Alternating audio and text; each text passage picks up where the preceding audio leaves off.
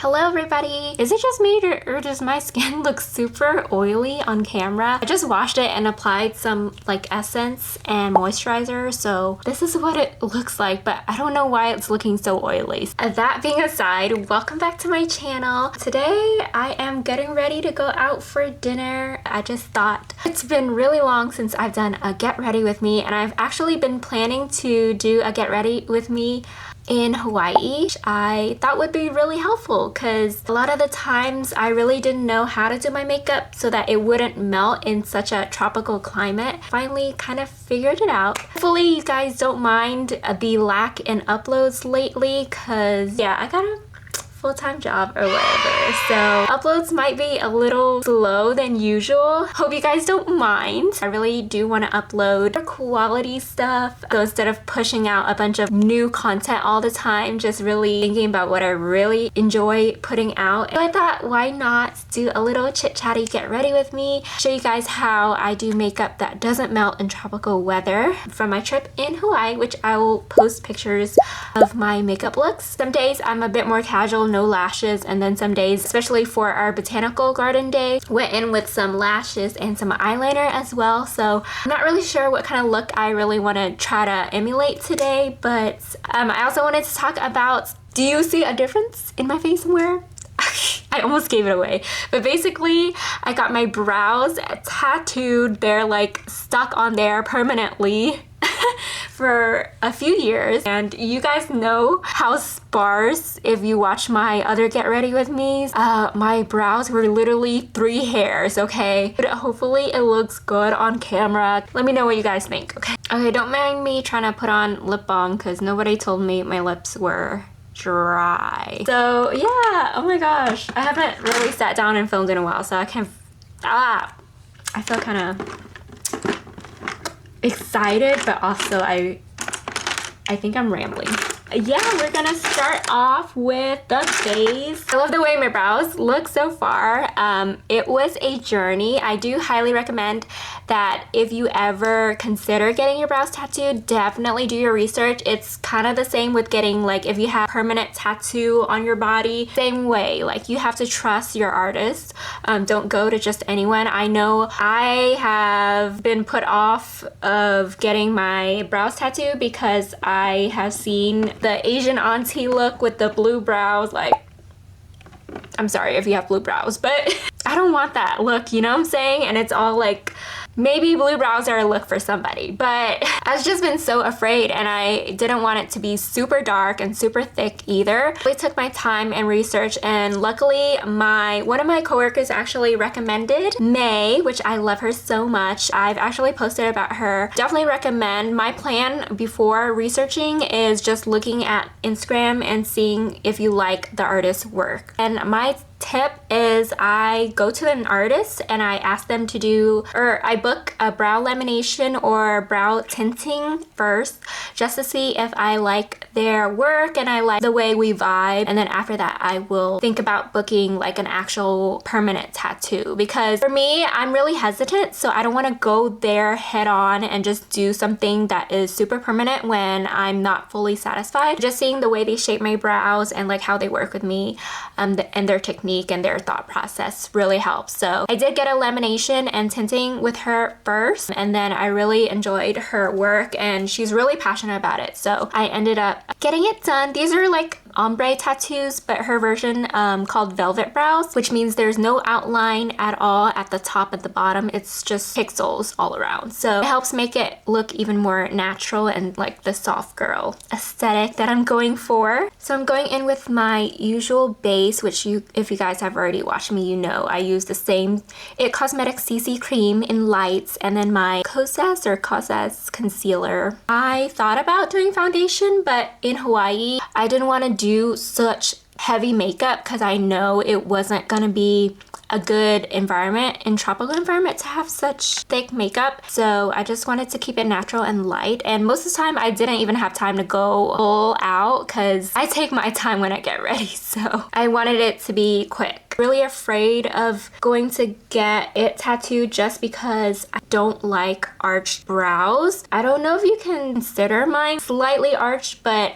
I do like to draw them more straighter than my natural brows are growing. That was another thing for me, is just finding artists that are willing to do all kinds of styles, like straight. The subtle like ombre effect fades beautifully and it looks natural. I don't like the whole boxy, like, you know, the outline border look. And then I will post up somewhere around this video some pictures of the healing process and how it looked. Initially, first appointment is the longest. It's gonna be where she will shape your brows, which took the longest because it's permanent and you want it to be perfect, so, or close to perfect with how you prefer it to be. Yeah, she really is patient and takes her time to like ask you if that's how you want it, and they should be open to working with your preferences because at the end of the day, it is permanent and it is your face, so you really want to be happy with what you're going with. I feel like I have low pain tolerance, but when it comes to tattoos, for some reason, I'm perfectly fine with it. I think I'm more like, okay, let's get this done. Even with my finger tattoo, it wasn't as painful. Like, I felt like it scraped my bone because it was my finger, but I was still fine. And granted, I did have numbing cream on as well. For your brows, it's the same thing. She'll put on numbing cream, and I feel like it hurts less than like a finger tattoo. Lately for my makeup, I don't know if I used this in the last Get Ready With Me, but I've been using brushes instead of my makeup sponge to blend my base in, and I've noticed that it uses maybe less product but also blends in really naturally versus having to use a sponge. I've been loving it. It's very convenient. I don't have to go like get a damp sponge or anything like that. I think I have to change out my battery soon, so bear with me. I hope it doesn't die. And honestly, if you've never gotten your brows tattooed ever or done anything, I really recommend getting it laminated first. I saw it all over TikTok, and yeah, it's trendy, but I also really love it. It's like normally your brow hairs are very fixed in the direction it goes, but once you get it laminated, it's a whole game changer because it will start to go in any direction that you want it to, so you can manipulate with a spoolie brush anywhere you want your brows to go, and it's really cool. It's like, never have I ever experienced my brow hairs being this easy to deal with. Essentially, a brow hair perm is what lamination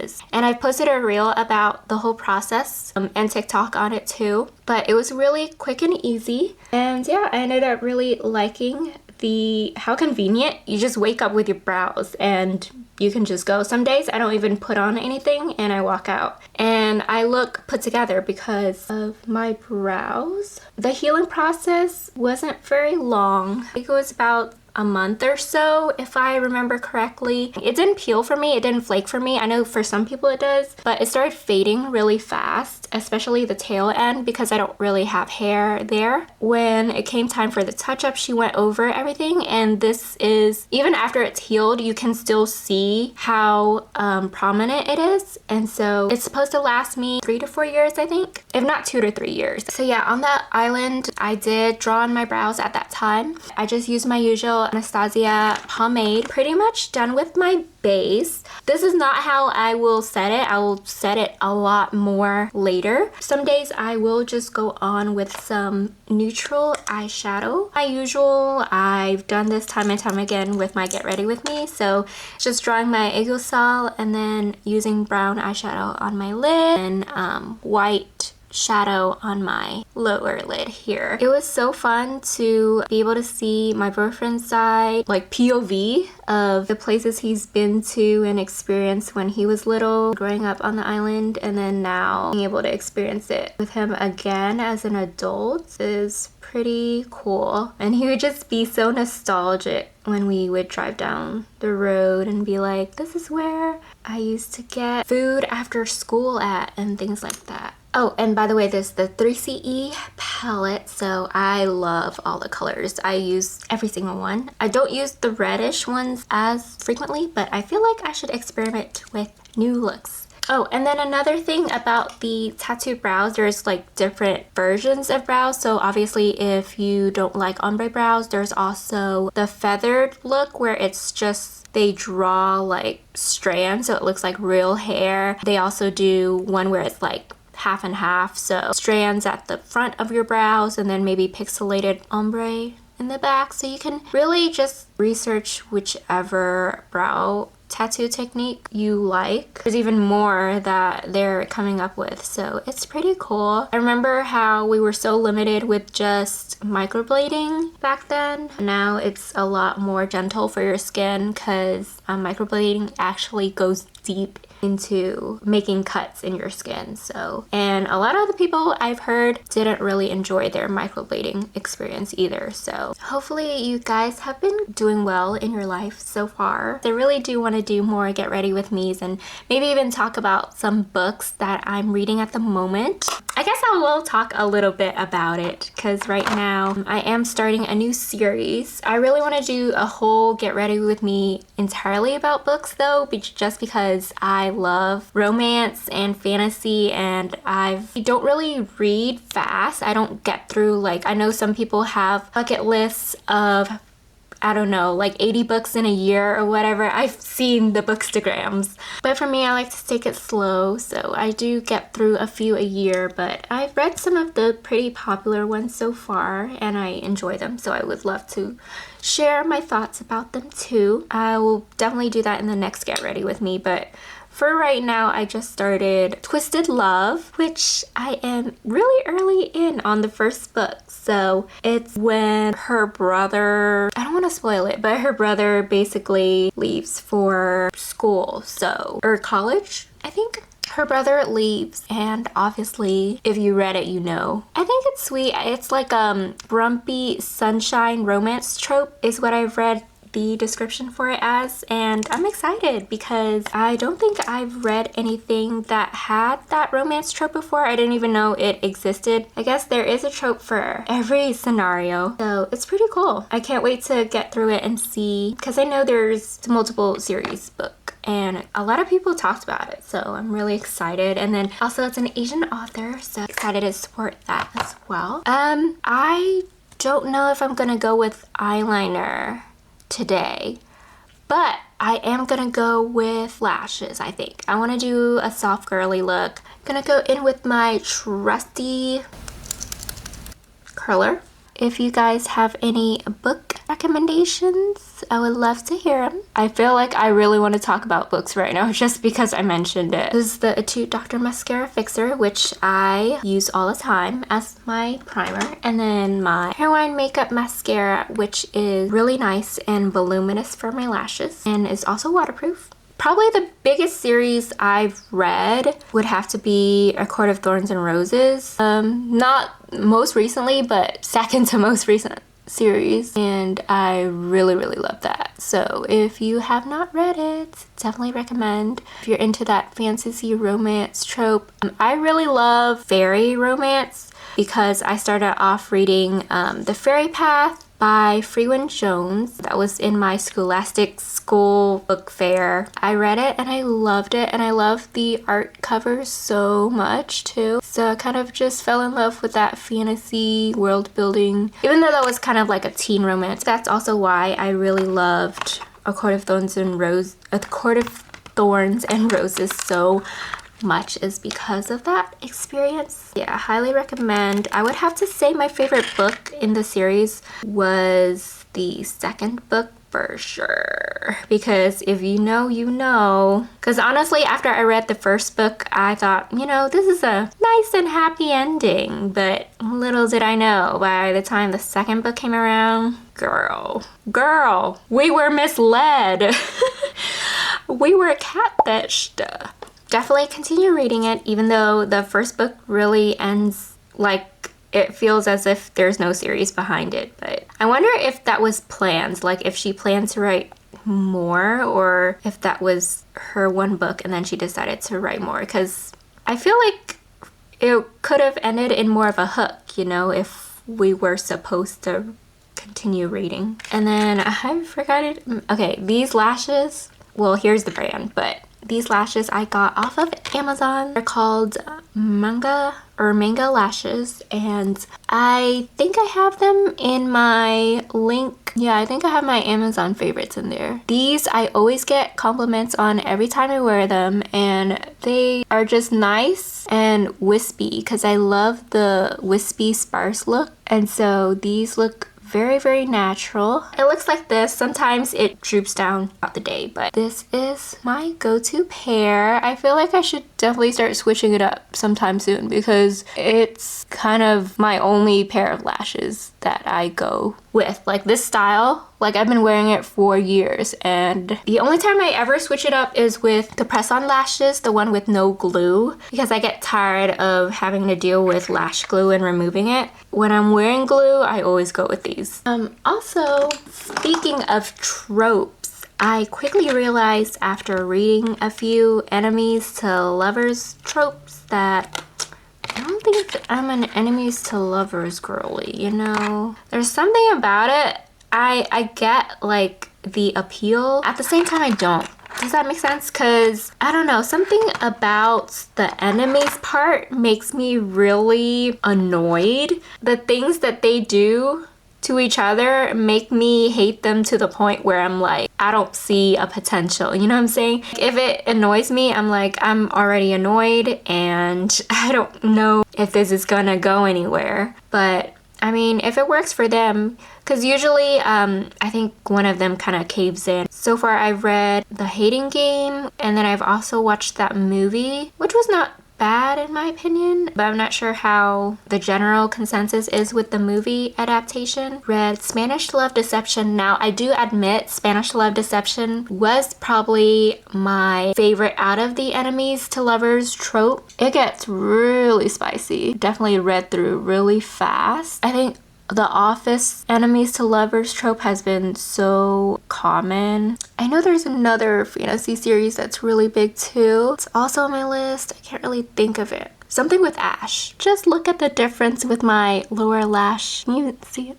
Curl them and then apply a little mascara. Another thing is I've always been a paperback book girly for the longest time. I know some books get really thick. Like one of the acotar series, it's like 700-page book. So I'm like, this is not very realistic for me to carry. The Kindle was on sale, so made the jump. And I'm like, you know, I don't know if I would enjoy this as much. It's like a different feeling when you're a paperback girly. Like, you know, the texture, the smell, the flip of the page. It's like an experience, you know? But long story short, he's a Kindle girly now.